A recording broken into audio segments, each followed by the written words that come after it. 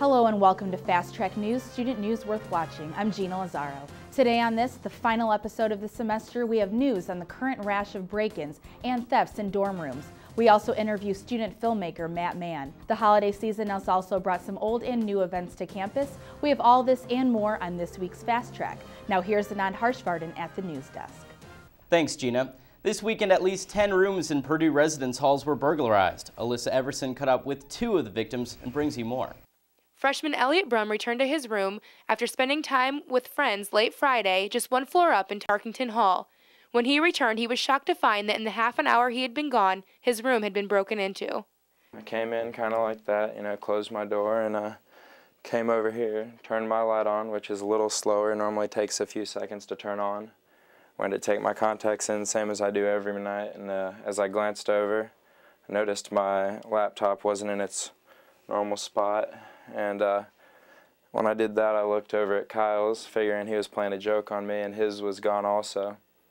Figured he was playing a joke, Elliot's roommate Kyle McMahon was in the room sleeping at the time of the burglary. I was, pretty much caught off guard. He was like, "Where are our laptops?" And I was just like, "What are you talking about?"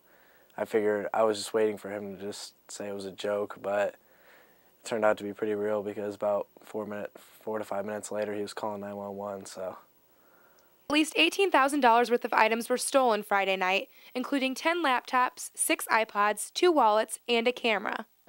In addition to Kyle and Elliot's room, 9 other rooms were burglarized in Tarkington Hall and in Wiley Hall. Police are cautioning students to lock their doors at night when they are sleeping as well as when they step away from their room. They are also encouraging anyone with any information to contact the Purdue Police Department. Obviously, the one thing would just be to lock your door, but you can't really trust anybody. Obviously, all the guys on this floor are great, but we know that there are going to be people across campus or even people from the general public that are going to try to earn a couple extra bucks, especially around Christmas time, so it's just the way it is. For Fast Track News, I'm Alyssa Everson. Police have released some updated information about the case. They say they have received tips from witnesses stating that 1 black male and 1 white male were involved with the break-ins. Police are currently working on composite sketches that will be released in the upcoming days. If you have any more information, you're encouraged to notify the police. With Christmas around the corner, millions of Americans are using plastic in place of cash, not knowing that their credit card company may be the Grinch taking more of what they ask. A Senate hearing examined why credit card customers' rates are increasing and even when the minimum payment is made. Sabrina is joined by a special guest to talk about these outrageous rates. Thanks, Gina. I'm here with Professor and Interim Head of Consumer Sciences, Seg A. Thanks for joining us today. Now, how can these credit card companies increase the rates even though consumers are paying their monthly payments? Well, what students need to be aware of is that credit card rates can change. Our terms of the card can change anytime. It doesn't matter that when you signed up for a credit card that the introductory rates look good or the terms look great. Things can change in a heartbeat, and your rates that look great can suddenly turn horrible against you. And credit card companies, credit cards are one of the only known credit instruments where the terms can change at any time after you've taken the card out. So. Now, what kinds of tips would you give students to avoid these types of pitfalls? Well, these are things we talk about in my personal finance class, but the things that we talk about are when you sign up for a card, read the 1-page summary that comes with the card. It helps to spend a few minutes in the beginning because it might help you a tremendous amount of headaches down the road. Be aware of what you're getting into. Be aware of what the rates are. Be aware what the default rates are. And most importantly, be aware of whether the card carries what is called a universal default feature, which can get you into a whole lot of trouble down the road. Okay, I have one more question.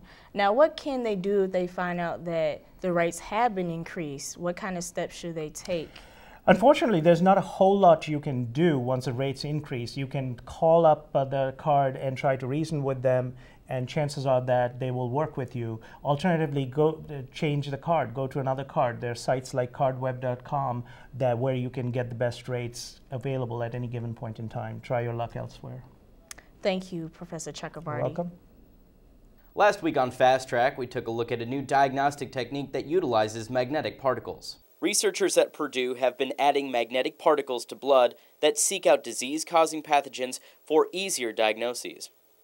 Now what we can do is we can add 1 million particles to, for example, 10 milliliters of blood.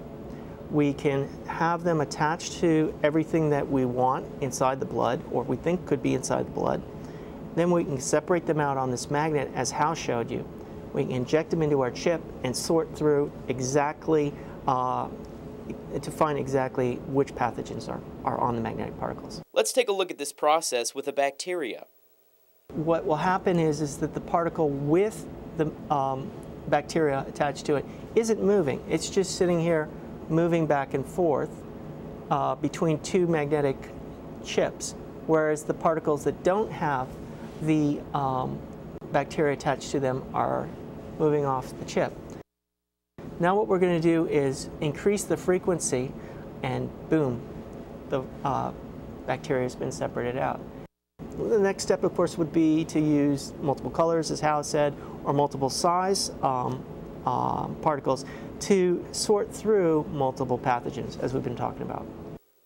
This technique is about 3 to 5 years away from being used in your doctor's office. I'm Anand Harshvardhan for Fast Track. After the break, we will have an interview with student filmmaker Matt Mann.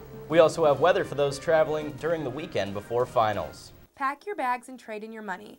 Purdue Study Abroad now offers over 200 different programs for students to take advantage of. These programs are held in more than 45 different countries. They can range in length from 1 week to 1 year, and students can earn college credit or internship experience. If you would like more information about any of the programs, please visit the Study Abroad website at www.studyabroad.purdue.edu or stop in at the Study Abroad office in Young Hall, room 105. Study abroad and discover the world through Purdue.